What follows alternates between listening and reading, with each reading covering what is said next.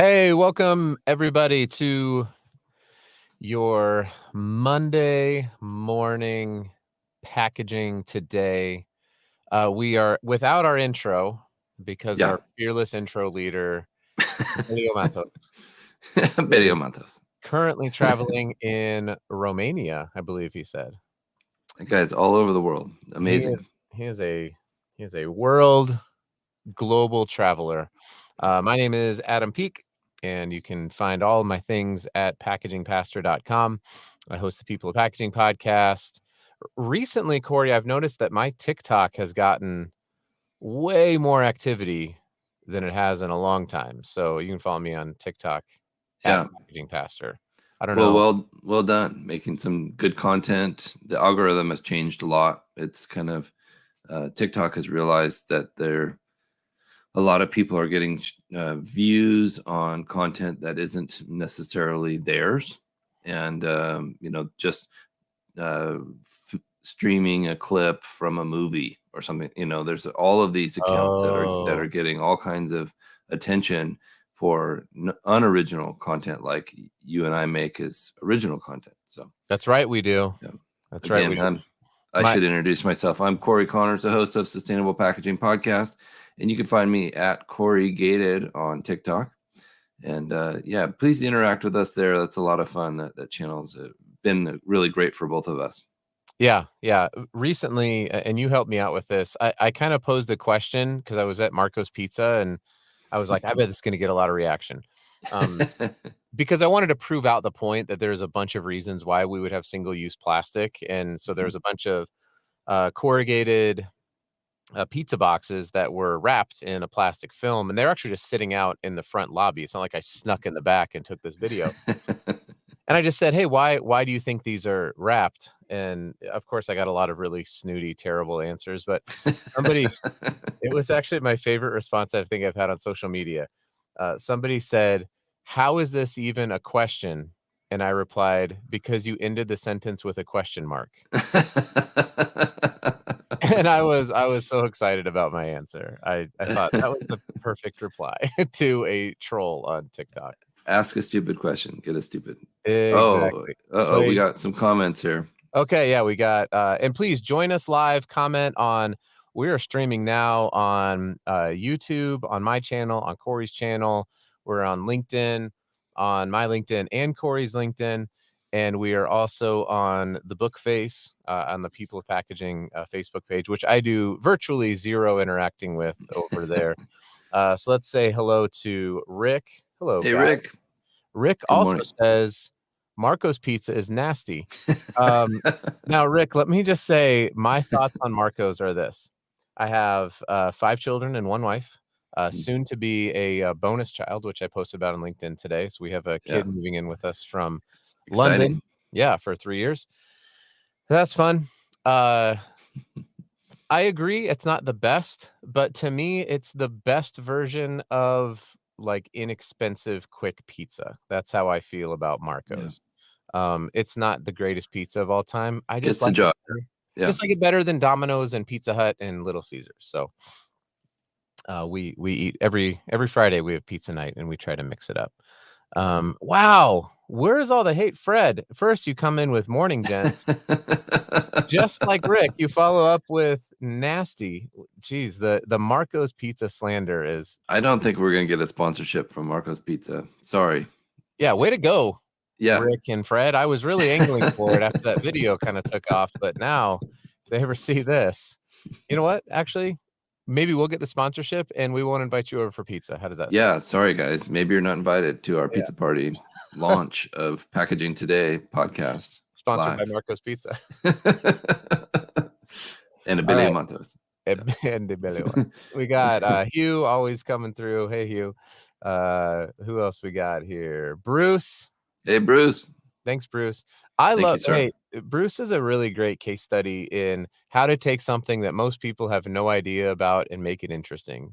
Yeah, I I love agree. seeing Bruce's content on waste label matrix removal systems. You'd think, what? Can you make Incredible content about impact that? on sustainability that he's having for companies that manufacture labels, for printers, Their systems are incredibly innovative. So hook up with Bruce if you're a manufacturer of labels or print. Yeah, no doubt, no doubt.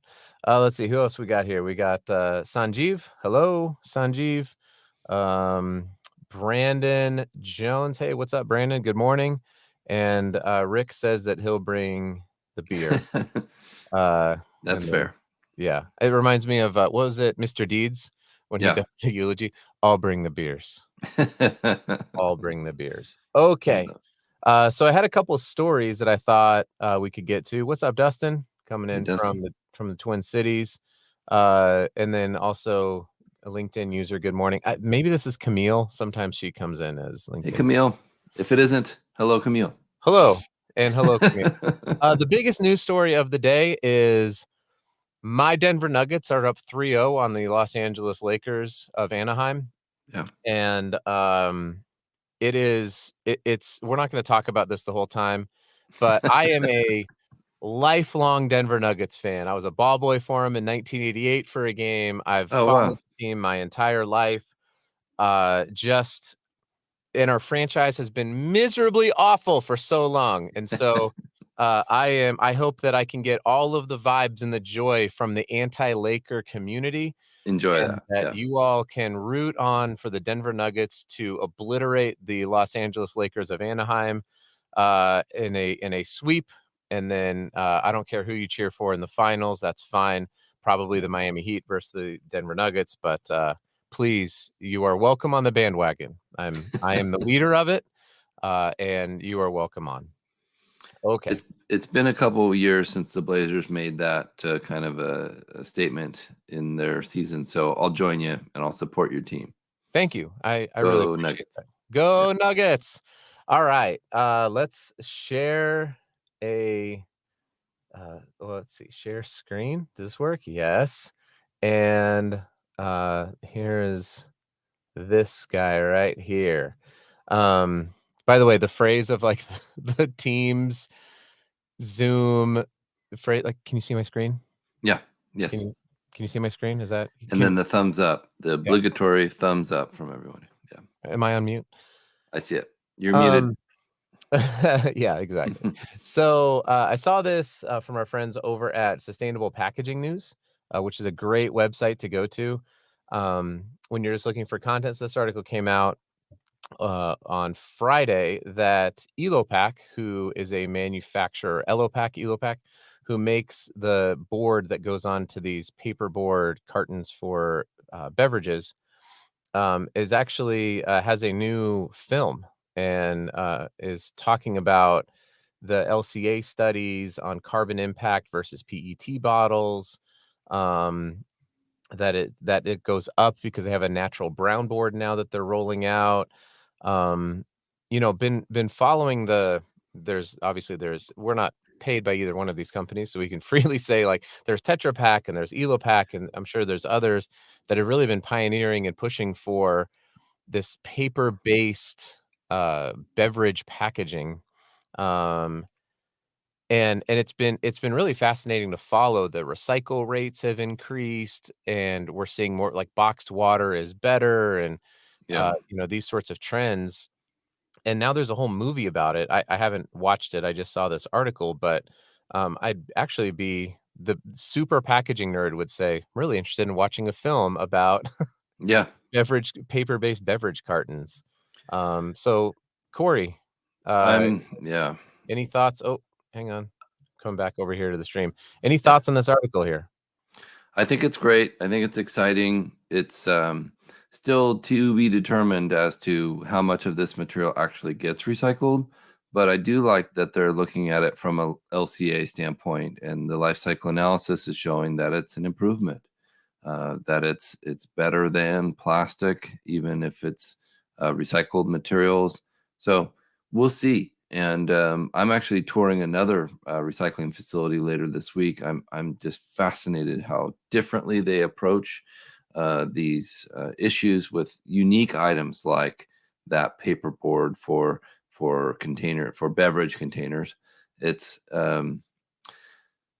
the system is really cool how they deliver So that's one thing we haven't talked about is how do they deliver that material to the production facility? So when you deliver a bottle, it's already formed. Mhm. It's taking up space. It's full of air, and there are truckloads and truckloads and truckloads. That's why the blow molders will have their plant right next to the filling Right. plant because they don't want to ship them for miles and miles. When this material gets delivered, it's on a roll. It's flat. So that alone is a pretty cool advantage to this material. So I think there's a lot of positives and negatives for both. Yeah. Yeah, totally agree. And it does kind of remind me of growing up in elementary school when you'd get the milk and you'd Yeah. have to, like, tear it open, you get the, like, threads on it. Hmm. They've gotten a little bit more, I don't know, creative with the closures, but Yep. also I'm like, "Well, this is a injection molded plastic threaded cap on this." I mean, is that Right. I got to imagine not everything in there is great for recyclability, and there's probably a level of upcycling that actually occurs with that, but, Yeah. regardless of what it is, I agree with you that the totality of the LCA is interesting from the roll stock shipping in versus the rigid bottles to Yep. also, I did a video where I showed, like, a Pure Leaf iced tea, and then I Hmm. had an iced tea that was in a Tetra Pak, and it was the same amount of liquid, but the Tetra Pak was actually a square bottle Yeah. that took up less it had less headspace in it, and so, just from a shipping of the finished goods perspective, Right. And you know, storage and yeah, all of these thoughts. It's very important. Yeah. no doubt. So anyway, I thought that was interesting if anyone really wants to dig in and dive deep into the world of packaging nerdery, you can go check out the link is actually in the, if you're on my LinkedIn, Yeah. this it should be there, so you can click on it and check it out. I got to interview Jordan from Tetra Pak. I think you did as well. Yeah. But incredible guy, really smart. Learned a lot about Tetra Pak. I've got to meet him a few times at different Sustainable Packaging Coalition events, and uh, they're doing big things. They're working on all kinds of new, innovative coatings, and you know, it's. I'm excited to see the future of that material. It's still one of the most widely used materials in the world. Mm. So we need to consider that and work with the MRFs to get it recycled. And, along with that, I saw this article on there's a news site called CNN.com, What's that mean? Cable News Network, I believe, Ah, is, yes, I've heard of them. and it's always fascinating to me when you see a major news site like This is CNN, a big, big statement. Big statement. and the UN is saying that the world can cut plastic pollution by 80% by 2040. Here's how. And there's a whole bunch of links to click and things like that. I know even, we've got our friend over in Malawi that is turning the plastic into bricks and into cash, and he's doing some great things there. So there have been some really cool innovations. Um, but going down through this article, they propose ways, for example, reusing plastics would have the greatest impact, with deposit programs, scaling up recycling levels could reduce it by 20%. So there's a whole article in here on ways in which we can actually reduce plastic pollution. Um, Here's the use of alternative materials for single-use plastics, including compostable materials, could take it down by 17%. I didn't dig into the whole report like a true American. I just read the headlines and the article, but I'm sure there are people who have read this entire UN report. And like I said, it's a big statement that they said right there. I agree, though, that it's possible. I think with some massive implementation, we'll have. Well, we have to look at extended producer responsibility. We have to look at uh, what investments are being made into recycling things.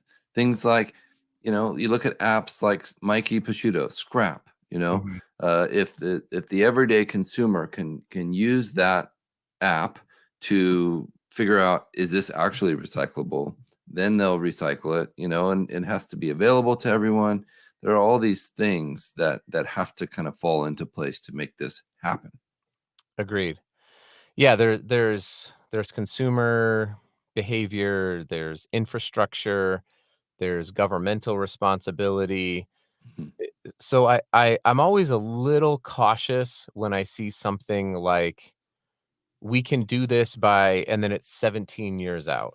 I mean, because on a long enough timeline, there you could say, well, we could totally do this, and the answer is all single-use plastic is now compostable with Yeah, the same barrier. It's like, well, sure, yeah, that'd be great. yeah, But can we get there? I don't know. I mean, right. that's a thing for scientists, packaging engineers and packaging scientists Yeah. to figure out. So, yeah, I mean, really, anytime packaging makes a national news site, typically my family members will send it to me. I don't know if that happens to anyone here, but Yeah. I get texted by, like, second cousins. Yeah. "Hey, I saw this My article." favorite, yeah. Or is this recyclable? Yeah. The other day, What though, is I was really proud. A friend of mine texted me, "Can you confirm an argument between my wife and I discussion between my wife and I? Our pizza Uh-oh. box is recyclable." And I was like, Stay out of "Yes, that. the Stay Fiber out of that. Box Association says that they are recyclable. Here's the article." He's like, "I didn't need it, but thank you." I just a simple yes Oh, would have. he was wrong. He was wrong. Yeah, probably, probably. Too Um, funny. we got, let's see, Dustin, yes, a good movie, packaging movie about sustainability and cubic efficiency. Love it. You know what would make that movie even better? Some good Marco's pizza. Just Mm, order up some Marco's and delicious. Which is actually made out of corrugated, I've heard. That's the the crust. Yeah, yeah, that's what yeah. makes it so delicious is the corrugated crust It's from. recyclable. And Yes, we edible. did, Hugh. We looped it back around, That's how we because do it. we are about circularity. And speaking of circularity, Corey, Ba-dum-bum. we are gonna be we are gonna be at the Circularity, 23 conference Yeah. in The Great Seattle, Northwest. Yeah. home of the, Seattle Supersonics. Sorry, Bruce. Yeah. But RIP. you can get over the Dikembe Mutombo holding the ball after the Nuggets upset the Sonics. It's fine. Yeah. But we'll be there in Put on by Green Biz, Mr. John Smea. Very excited to be a part of that with you. I've already scheduled some podcasts for the winners of the U.S. Plastics Pact competition for sustainable packaging and innovative packaging. That yeah, I think you'll all be really excited. I think Adam and I will be doing our Monday packaging today. This show live from Seattle. I hope if you're there early Yeah. Monday morning. Maybe? Yeah. I don't remember what let me Oftentimes you roll in at the last minute, so I don't want to let me check with my assistant, don't which want to is my promise. smartphone. Yes. Let's see. I land in Seattle, Washington. Whew, yeah, 8:14 AM. So I'm guessing I cannot get from SeaTac to No. by, oh, no, because it's at 7:30 your time. Yeah, Yeah. I'm toast. I'll be in the air. But you and Avelia, you should be there live, I'll be there live. Yeah. and, I will comment from the plane. Yeah. That's an exciting event. There's some incredible speakers. I can't wait for it. Some great. This will be my first circularity event, Me so too. I'm really and my first Green Biz event. So um, really excited to see all those talented people in the world of sustainability. Yep, yep, agreed. And it seems like we will be able to see Brandon there. Brandon's gonna be there, Oh, so hey, Brandon. let's make sure we connect up. Bruce, I wasn't sure if you were gonna be at the show or in Seattle. I know there's a couple of folks, that reached out to me and said, "Hey, I'm not gonna be at the show, but I'm in Seattle. Let's meet up." And so I said, Sure. I Yeah. don't know. That sounds great." Yeah. Yeah, I'm looking forward to it. There's a couple of customers from Myers, and so Myers is really invested. We've rebranded. We've really invested into sustainability. We just released our 2022 sustainability report. We just released an ebook on sustainable packaging guide. Um, and so this is a cool opportunity for me to go be with some people. My good friend, if you don't know Marku Alexander, she's an amazing human being, very, very in tune with the SPC and her role in sustainability at Danone. I know she's gonna be there. I'm not sure if she's speaking or not, but, I uh reached out to her after your post this morning. I hopefully we can do an interview. Maybe the 3 of us could get on a interview together, do a yeah, podcast. she was on with Prashant Mm, from Triac, yeah. and because they had a really great case study on how they used Compass at Danone in Mm, order to make some really important decisions on their packaging, and so, incredible. I had Marku and Prashant on at the same time, so, yeah, I would love to make that introduction. I'm excited for her to show up and, hear what she has to say because she always has her finger on the pulse of sustainability. This will be the first, conference, sustainability conference or packaging conference that I'll be able to drive to, so I'm very excited for that. Yeah, not so much. Yeah. That's not true. I've driven to Pack Expo in Las Vegas. Las Vegas is about a 5.5 hour drive for me, so, Oh, that's not too bad, yeah. yeah, I have done that drive, and we'll be making that drive this year. I believe it's in Vegas in September? September, we will be there live on stage, doing some podcasts live, you and Velio Matos and myself. Very Yeah, exciting. it's gonna be awesome. Um, well, yeah, I'm excited. So, Corey, let's talk about your podcast. Who'd you have on? Yeah. I'll tell you who I believe will be on. For those of you who don't know, Corey is way more organized than I am when it comes to the podcast. So I they appreciate come out that. like clockwork, and I'm like, sometime this week I'll try to get it out. I appreciate it. I've learned from the best. I got Mr. Jerome LaRouge from Nivea, and he talks. We did a live interview in Paris for Paris Packaging Week. That was incredible, and he talks about their world famous dark blue packaging and how they've been able to make it even more sustainable by eliminating certain chipboard cartons and certain instruction sheets and things like that with QR codes. Some really innovative techniques there, and a higher PCR content in many of their bottles, and really interesting episode. So check it out, Sustainable Packaging Podcast. I love it. You reminded me of something I saw. I want to say it was I don't remember. I think it was a poll somewhere or an article somewhere, and where if regular consumers see a plastic bottle in a folding carton box, they perceive that to be more sustainable, which is not correct, everybody. Yeah, That's this is coming from a folding carton manufacturer, and I'm saying there are plenty of good reasons to have a folding carton, especially in a retail shelf, right. for, product facings and also, just there's various different reasons why. But to say that putting a bottle in a folding carton box is more sustainable than just the bottle would be incorrect because you have more material. It's another SKU to manage. It's maybe a little bit less efficient in shipping. So, Yeah, I just thought that was fascinating when you're mentioning that Jerome said, "Yeah, we became more sustainable." It's like, well, there are plenty of consumers out there who would say that you're less sustainable because they see paper and yeah. it triggers in their brain, "Oh, okay, they're more sustainable." When they see the PET, they think, "Ah, they're using plastic." They don't Hmm. realize that there's plastic inside of the box, which is just crazy to me. It's pretty frustrating, but I've got a lot of episodes coming up. I'm really looking forward to some big names in the industry. I saw you just interviewed Paul Jenkins. Yeah. He's an amazing guy. He's been on my show once. I'd love to have him again. Paul, if you're listening, let's do another episode. Yeah, I love it. When I was at D-Scoop, I met so many great people who are over in the UK, and I'm gonna manifest this out into the world, but in 2024, at least myself, but maybe the 3 of us should Yeah, plan the package deal London takeover, and we just go there and We meet with there's so much incredible there's a lot of people I've had on from London and in and around the UK. Yeah. And Hugh, you don't count because you're only partly.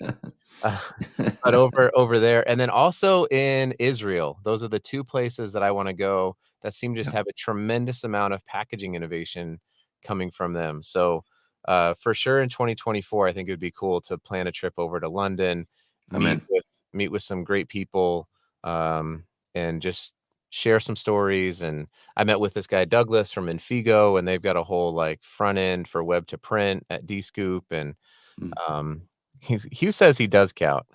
Uh, Hugh, unless you're gonna be over there, it doesn't really help. And, for those of you who are in America, Canada and London are 2 different places. So, Right. we will not be seeing Brandon, who's in Toronto, which is in I Canada. apologize for the public education system, It's fine. We're just not great at geography here. I don't Hey, Brandon. yeah.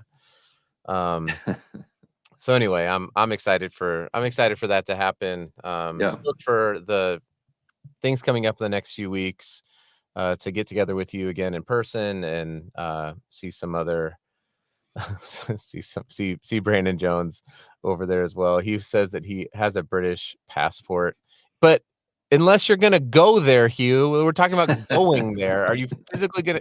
If you're physically present, then let's go to a pub together. We'll count on it. But we're not gonna count going to Greensboro as going to London. That's all I'm trying to say. That's not London East. Are you sure? I Yeah. mean, maybe it is. I don't have any idea. I had somebody ask me if I was on the Western time zone. Like, they're in Central, and they're like, "Utah, is that Western time zone?" I'm like, "That's not a time zone. That's you've When I made was that up." in when I was in Ireland, I had a couple people ask me if Oregon was near New York, and I would say, um, relatively near. I mean, Yeah, it's closer to New York than than here, yeah. Singapore? I don't know. But they all know New York City. They think that's a cool place because I think Yeah. it's easy to fly there. Yeah, indeed. Um Well, we're about at the end of our time. I'm hoping to release my episode with Heather Fritchie. She's the CEO of Spearhead Group and does a ton of cool stuff with around sustainability. We had a great interview, and I'm excited for you all to listen to that. So stay tuned for the day. Hopefully Tuesday this week it'll come out, Yeah. but it could be Saturday, like what happened with Yeah. with Stay um, tuned.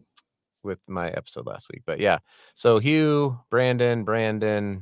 um, Thank you Rick, all. the hater of Marcos, Fred, um, Bruce. Thanks everyone for tuning in.